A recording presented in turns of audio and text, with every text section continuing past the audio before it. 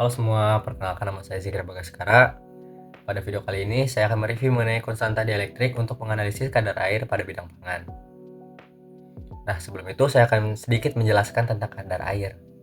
Nah, kadar air merupakan salah satu parameter penting dalam menentukan kualitas bahan pangan dikarenakan kadar air dapat mempengaruhi terhadap daya simpan, tekstur, cita rasa, serta keamanan produknya. Dalam industri pangan sendiri, analisis kadar air itu perlu dilakukan secara cepat dan akurat. Nah, salah satu metode modern yang digunakan adalah metode yang akan kita bahas kali ini, yaitu metode dielektrik.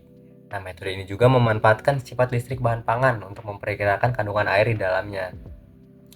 Nah, pada review kali ini juga saya akan membahas pengertian konstanta dielektrik, prinsip kerja, alat yang akan digunakan, prosedur analisis, penerapan dalam bidang pangan, hingga kelebihan dan kekurangan pada metode ini. Oke, mungkin kita langsung masuk aja kali ya ke pembahasannya. Nah, oke. Yang pertama itu kita akan membahas pengertian konstanta dielektrik. Apa sih konstanta dielektrik itu?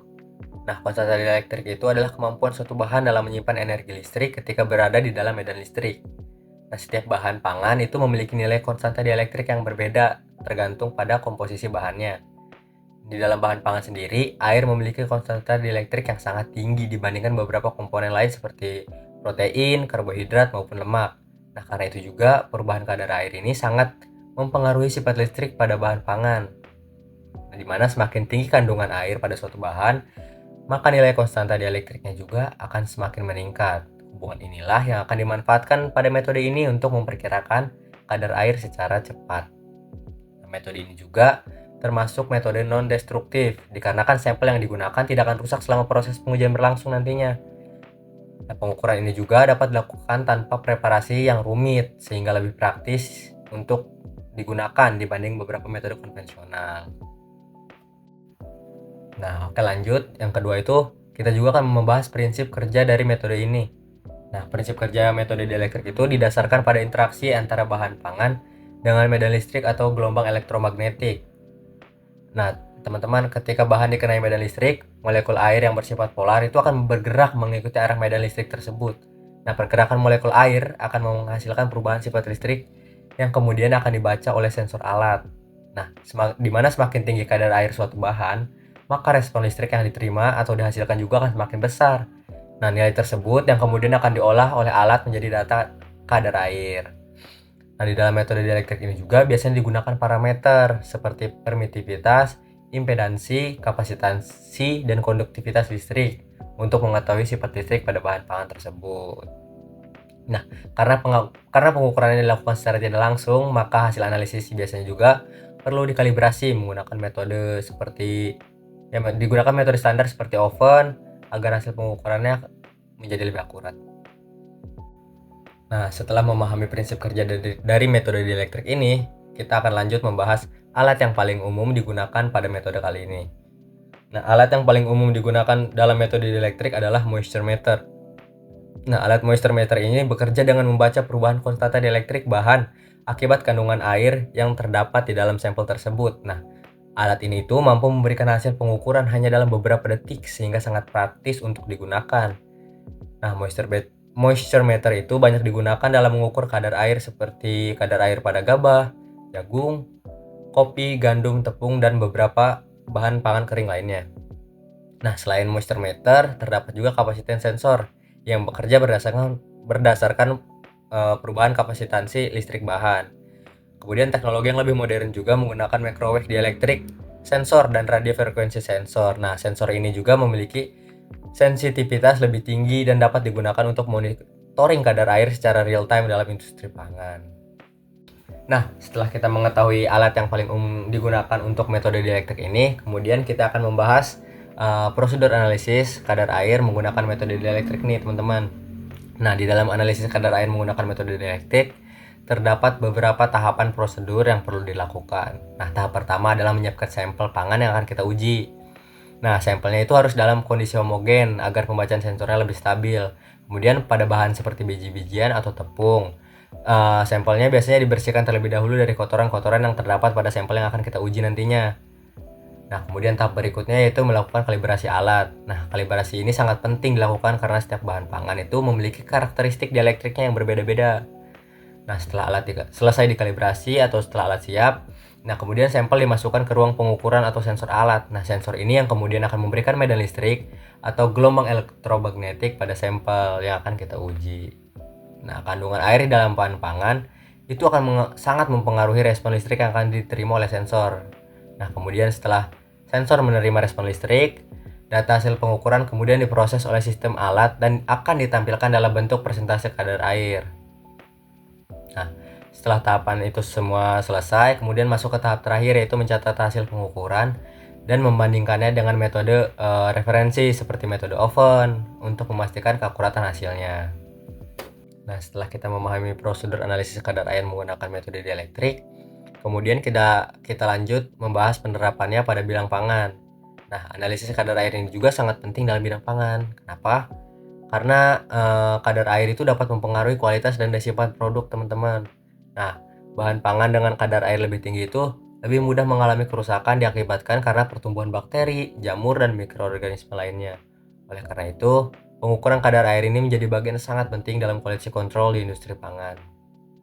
Nah, metode dielektrik banyak digunakan pada yang seperti yang kita jelaskan di awal, itu pada gabah, beras, kopi, jagung, tepung, kacang-kacangan, dan produk pangan kering lainnya. Nah, pada biji-bijian, kadar air itu dapat menentukan kualitas penyimpanan. Apa? Nah, karena jika kadar airnya terlalu tinggi, bahan akan menjadi lebih mudah rusak selama penyimpanan. Pada industri tepung atau pangan olahan, kadar air juga mempengaruhi tekstur, stabilitas, dan umur simpan produk. Nah, keunggulan utama pada metode ini itu dibandingkan dengan metode oven adalah waktu analisisnya yang jauh lebih cepat. Nah, jika metode oven itu membutuhkan waktu beberapa jam dibandingkan dengan metode dielektrik yang hanya membutuhkan waktu beberapa detik hingga menit. Nah, setelah kita membahas dan mengetahui penerapan pada bidang pangannya, kemudian kita juga akan membahas faktor yang mempengaruhi hasil pengukuran. Nah, walaupun metode ini praktis, hasil pengukuran metode dielektrik ini juga dapat dipengaruhi oleh beberapa faktor. Salah satu faktor utamanya yaitu adalah suhu sampel. Nah, perubahan suhu sampel dapat mempengaruhi respon listrik bahan sehingga hasil pengukurannya dapat berubah, teman-teman. Kemudian, faktor berikutnya adalah ukuran partikel, kepadatan bahan, dan homogenitas sampelnya. Sampel yang tidak homogen itu dapat menghasilkan pembacaan yang kurang akurat pada akhirnya. Kemudian, frekuensi gelombang yang digunakan alat juga dapat mempengaruhi sensitivitas pengukurannya, teman-teman.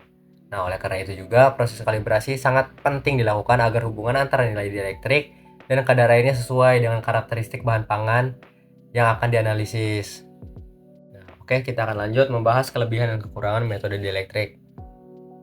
Nah, metode dielektrik ini memiliki beberapa kelebihan, teman-teman. Yang pertama adalah proses pengukurannya cepat dan praktis, sehingga sangat cocok digunakan dalam industri pangan yang membutuhkan kecepatan dan keakuratan. Kemudian, kelebihan yang kedua yaitu bersifat non-destruktif, sehingga sampel tidak akan rusak selama proses analisis. Kemudian, metode ini juga tidak membutuhkan banyak bahan kimia yang dapat digunakan untuk monitoring secara real time selama proses produksinya berlangsung.